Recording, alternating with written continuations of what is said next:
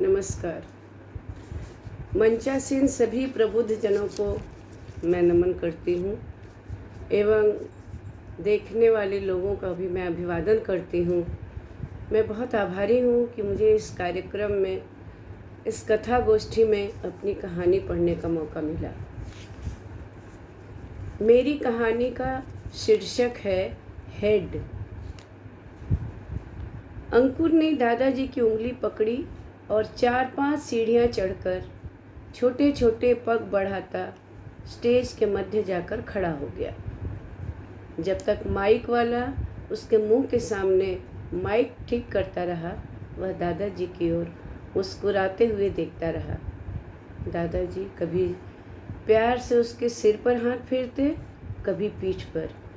वे आज इतने प्रसन्न हो रहे थे जैसे कोई कीमती मोती हाथ आया हो। अंकुर ने सबसे पहले दादाजी का परिचय दिया। मेरे दादाजी का नाम है श्री ओंकार नाथ भारती। ये विवेकानंद विद्यालय के प्रिंसिपल थे। दर्शकों ने तालियां बजाकर ओंकार नाथ जी का स्वागत किया। उन दर्शकों में ओंकार नाथ जी के स्कूल के कई छात्र अपने बच्चों के साथ कार्यक्रम देखने आए थे। कई बुजुर्ग महिलाएं और पुरुष अपने अपने नाती पोतों के साथ उपस्थित थे।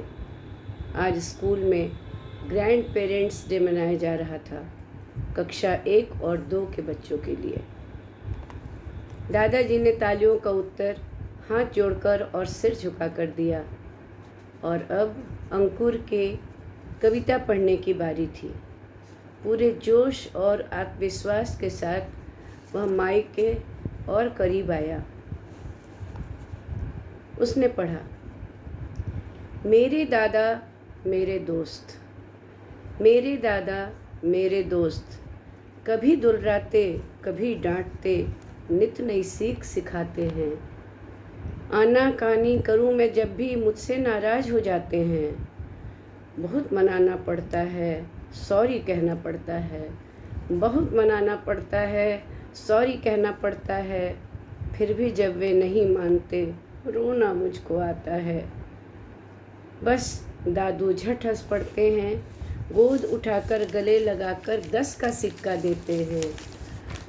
गले लगाकर गोद उठाकर 10 का सिक्का देते हैं। दादू मेरे पापा के भी बाप हैं, घर के मालिक आप हैं। इनके चरणों में झुक जाता मेरा मस्तक आप है। अंकुर ने धन्यवाद कहकर हाथ जोड़े, सिर झुकाया। ओंकार नाथ जी ने उसका माथा चूम लिया। तालियों की गड़गड़ाहट से हॉल गूंज उठा। स्टेज के पीछे खड़ी अनुप्रिया को उनके साथ के शिक्षक शिक्षिकाएं बधाई देने लगे। अंकुर की माँ अनुप्रिया गर्व से फूल उठी। अंकुर को उन्होंने ही तो तैयार किया था, कविता भी उन्होंने ही लिखी थी। कल शाम जब वे कविता पाठ का अभ्यास करवा रही थी, तब अचानक से अंकुर पूछ उठा, मम्मी मालिक कौन होता है? मंगलू अंकल तो पापा को भी मालिक बोलता है, दादू को भी, और आपको भी वह मालकिन कहकर बुलाता है। माँ ने गर्व से कहा, हेड को मालिक कहते हैं बेटा, जैसे तुम्हारे पापा। घर लौटते लौटते 2 बज गए थे। आज के कार्यक्रम के काम से अनुप्रिया काफ़ी थक चुकी थी। सब लंच के लिए बैठे। दादाजी अब तक तो बहुत प्रसन्न थे, पर डाइनिंग टेबल पर आते ही उनका चेहरा फीका पड़ जाता था। उन्हें ऐसा लगता था कि सेवानिवृत्त होते ही उनका अपने परिवार में रुतबा कम हो गया है, और पत्नी की मृत्यु के बाद तो अब उपेक्षित भी हो गए हैं। पत्नी की मृत्यु को अब 5वां साल होने को आया। आज ऑडिटोरियम में अन्य बच्चों को दादा दादी या नाना नानी के साथ स्टेज पर देखकर मन कचोट उठा। जी भरकर वह प्यार भी तो नहीं कर पाई थी अंकुर को कि काल ने उन्हें ग्रस लिया।